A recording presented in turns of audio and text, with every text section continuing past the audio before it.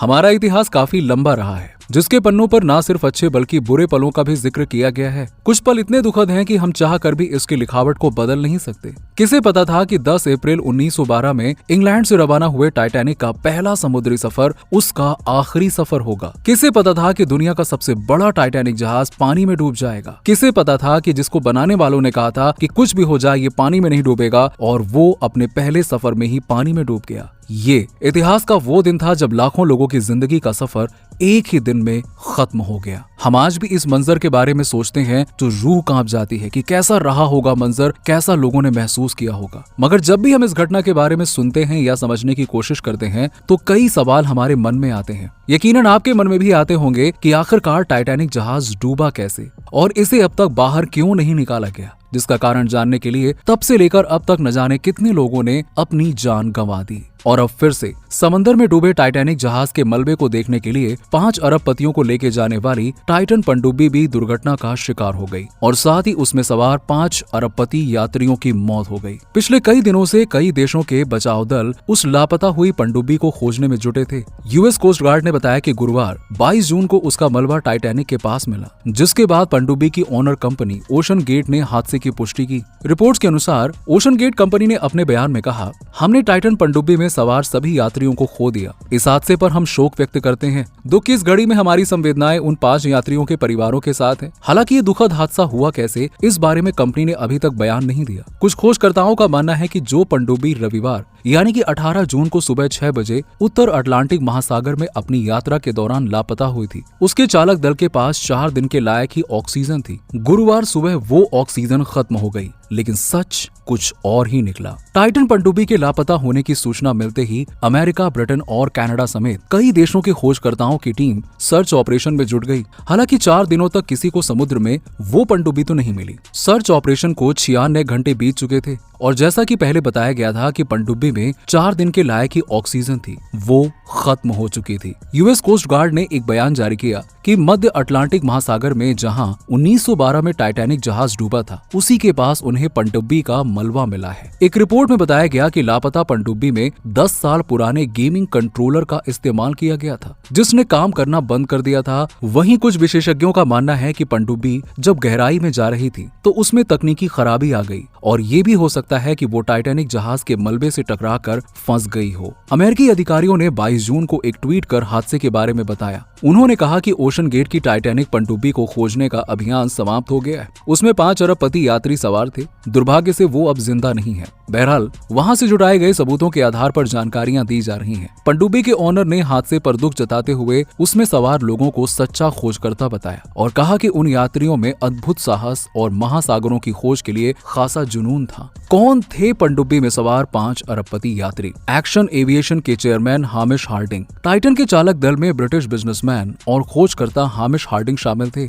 ये पहली बार नहीं था जब वो ऐसे साहसिक अभियान का हिस्सा बने थे। उनके नाम अन्वेषण आधारित गतिविधियों में शामिल होने के लिए 3 गिनीज वर्ल्ड रिकॉर्ड भी हैं। वो बाहरी अंतरिक्ष में जाने वाले ब्लू ओरिजिन के अभियान में भी शामिल थे। मीडिया रिपोर्ट्स के अनुसार हामिश हार्डिंग ही वो ब्रिटिश व्यवसायी थे जिन्होंने नामीबिया से 8 चीतों को भारत लाने में भारत सरकार की मदद की थी। 58 वर्षीय हार्डिंग के परिवार में 2 बच्चे, एक सौतेला बेटा और पत्नी लिंडा हार्डिंग हैं। वो सभी हार्डिंग के सकुशल लौटने की दुआएं कर रहे थे, पर दुखद रूप से ऐसा हो नहीं सका। मीडिया रिपोर्ट्स के अनुसार हामिश हार्डिंग की कुल नेटवर्थ करीबन $1 अरब यानी कि 82 अरब रुपए थी। पाकिस्तानी मूल के ब्रिटिश कारोबारी शहजादा दाऊद भी अपने बेटे सुलेमान के साथ टाइटन पनडुब्बी पर सवार थे। दाऊद पाकिस्तान के सबसे धनी परिवारों में से एक में आते हैं, हालांकि वो ब्रिटेन में रहते थे। दाऊद परिवार ने मंगलवार 20 जून 2023 को एक बयान जारी किया जिसमें पनडुब्बी से संपर्क टूटने की बात कही थी। इस अभियान में साथ गए उनके बेटे सुलेमान की उम्र महज 19 साल थी। मीडिया रिपोर्ट्स के अनुसार शहजादा दाऊद जिस घराने से आते हैं उसकी नेटवर्थ करीबन $1 अरब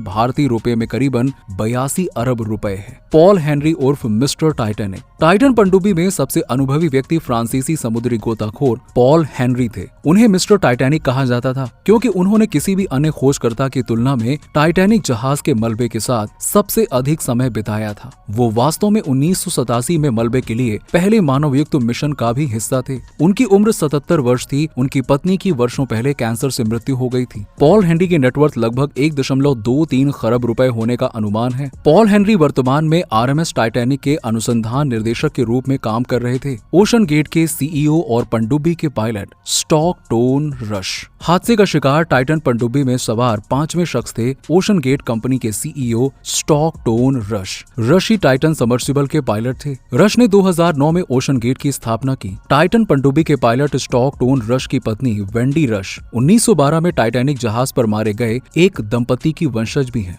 न्यूयॉर्क टाइम्स आर्काइव के रिकॉर्ड के अनुसार रश रिटेलिंग मैग्नेट इंसिडोर स्ट्रेस और उनकी पत्नी ईडा की परपोती हैं, जो टाइटैनिक की पहली यात्रा के दौरान मरने वाले 1500 से अधिक लोगों में शामिल थे। मीडिया रिपोर्ट्स के अनुसार स्टॉकटोन रश की कुल नेटवर्थ करीबन $12 मिलियन यानी कि 98.33 करोड़ रुपए थी। साथ ही आपको बता दें कि ऐसे में समुद्र में 5 दशक पहले हुए एक हादसे को याद किया जा रहा है, जब 84 घंटे बाद 2 शख्स का रेस्क्यू करके उन्हें जीवित बाहर निकाला गया था। समुद्र की अथाह गहराइयों के बीच अगर कोई सबमरीन गुम होती है तो उसका पता लगाना आसान काम नहीं है। इससे भी कठिन कार्य समुद्र में हादसे की वजह से डूबे यात्रियों का सुरक्षित रेस्क्यू करना है। लेकिन आज से 50 साल पहले 2 युवकों को रेस्क्यू कर बचाव कर्मियों ने साबित कर दिया था कि सब कुछ मुमकिन है। दरअसल वर्ष 1973 में टाइटन जैसा एक हादसा हुआ था, जब अटलांटिक महासागर में डूबने के बाद लगभग 1575 फीट नीचे चली गई थी। वर्ष 1973 में डूबी पनडुब्बी भी एक मिशन पर थी। सबमरीन जब गायब हुई थी तो वो समुद्र तल से लगभग 13,000 फीट नीचे थी। इस मिशन के तहत ट्रांसअटलांटिक फोन केबल बिछाने का कार्य हो रहा था। इस दौरान 2 ब्रिटिश युवक नीचे ही फंस गए थे। वो करीबन 84 घंटे तक समुद्र तल की गहराइयों में रहे, लेकिन उन्हें बचा लिया गया। 5 दशक पहले हुए इस हादसे के बाद बचाए गए 2 युवकों का नाम Guinness book of world record में दर्ज है। गिनीज बुक के अनुसार रोजर चैपमैन और रोजर मैलिंसन को बचाया गया था। हादसे के वक्त चैपमैन की उम्र 28 और मैलिंसन की उम्र 35 वर्ष थी। 85 वर्षीय रोजर मैलिंसन ने हाल ही में एक इंटरव्यू के दौरान उस हादसे को याद किया। मैलिंसन इंग्लैंड के ट्राउट बेक में रहते हैं। उन्होंने हादसे के दौरान मुश्किलों का जिक्र करते हुए कहा कि जब उनकी पनडुब्बी समुद्र तल से काफी ज्यादा नीचे चली गई तो उन्हें बचने की उम्मीद बिल्कुल भी नहीं थी। ऑक्सीजन बहुत कम हो गई थी। 3 दिनों के दौरान उन्होंने केवल नींबू पानी पिया और एक पनीर सैंडविच खाया। मैलिंसन ने कहा कि हमें बचाने में 84 घंटे लग गए। हमारे पास पर्याप्त भोजन नहीं था, हमारे पास पर्याप्त ऑक्सीजन नहीं थी। ऐसे में बचने की उम्मीद तो बिल्कुल भी नहीं थी। घटना 29 अगस्त 1973 की है, जब दोनों आयरलैंड में कॉक तट से लगभग 240 किलोमीटर दूर एक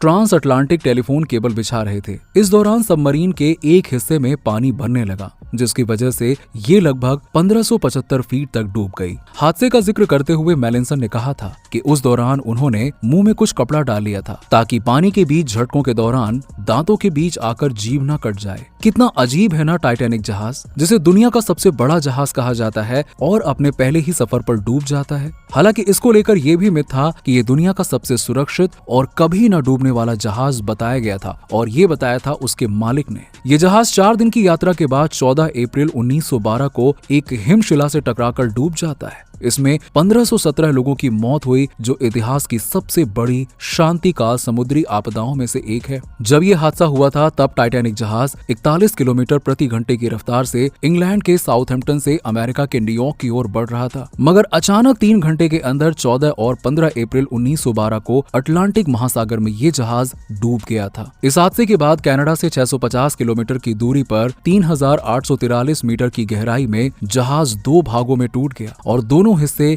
एक दूसरे से 800 मीटर दूर हो गए थे। टाइटैनिक हादसे में करीबन 1500 लोगों की मौत हो गई थी। इसके बाद समुद्री जहाजों की सुरक्षा व्यवस्था को बेहतर करने की कोशिश की जाने लगी ताकि ऐसा हादसा दोबारा न हो। समुद्री जहाजों की सुरक्षा के लिए रडार जैसे उपकरणों का इस्तेमाल शुरू किया जाने लगा और रिपोर्ट्स के मुताबिक 706 लोग बच गए थे। तो दोस्तों, टाइटन पनडुब्बी में हुए इस हादसे के बारे में आपका क्या कहना है? नीचे हमें कमेंट सेक्शन में कमेंट करके जरूर बताइए और साथ ही हमारे चैनल को सब्सक्राइब करना मत भूलिएगा। मिलते हैं आपसे